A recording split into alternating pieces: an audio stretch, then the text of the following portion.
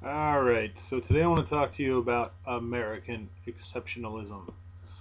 Let's first define what American exceptionalism is, and then we'll discuss the subject. Let's see the definition of exceptional. One is outstanding, having or showing intelligence or ability well above average. Two, unusual, not conforming to a general rule or pattern. So the definition of exceptional would be better than or different than in a better way, basically.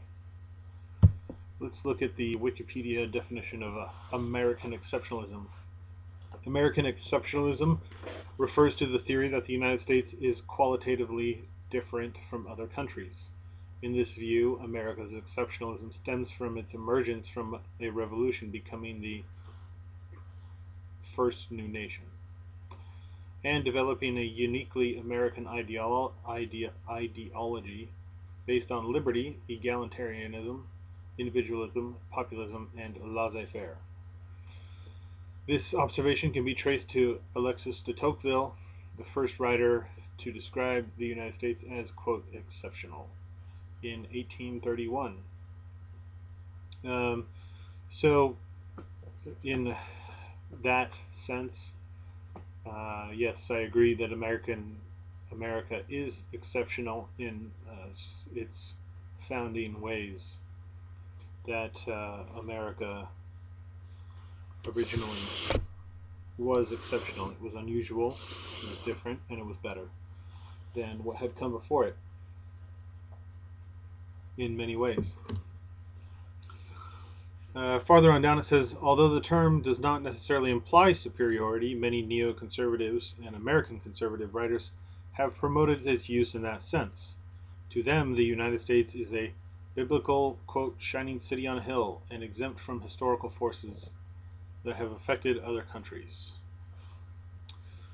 So that's the part that I'd like to talk about. What does American exceptionalism mean to us today?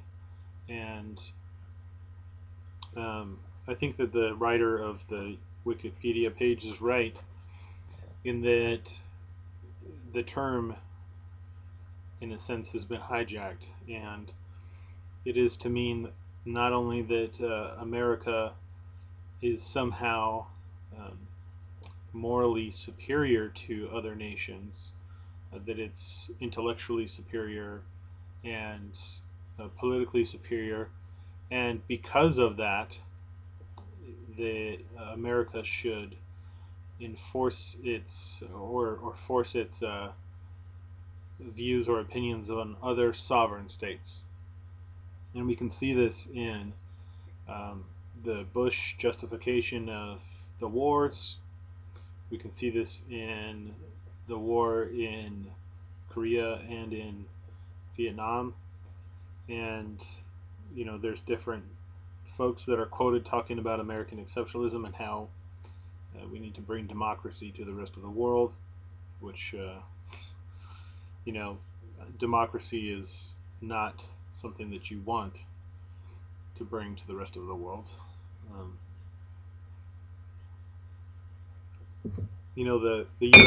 the U.S. Constitution guarantees that a Republican form of government, or a republic, which is what I mean when I say Republican, is guaranteed to all the states.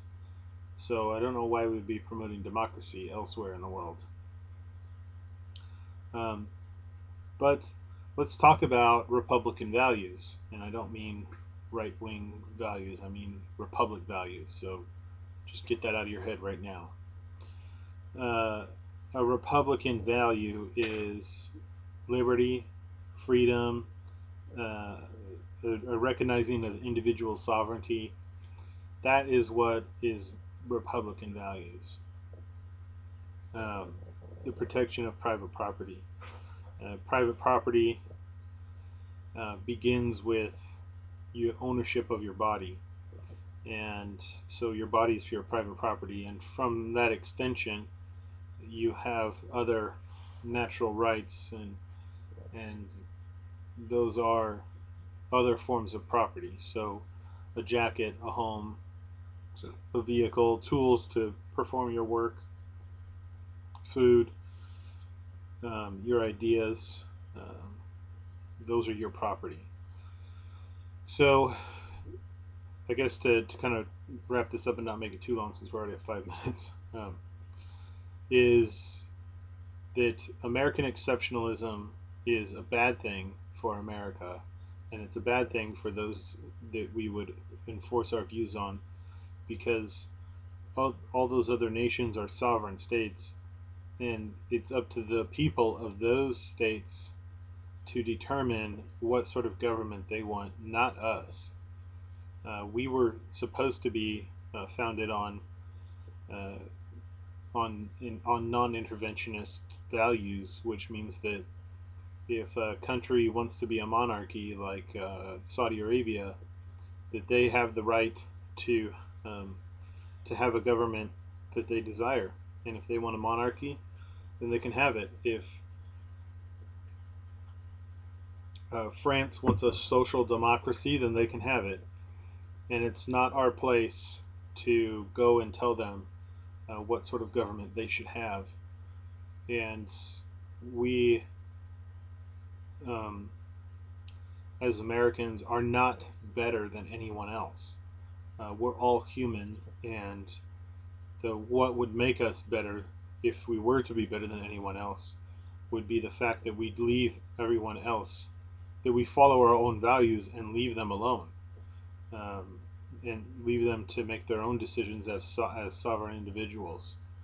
And if that's their prerogative to give up their freedom to a monarchy, then that's their prerogative. And if they decide to free themselves from that tyranny, then that is their prerogative as well.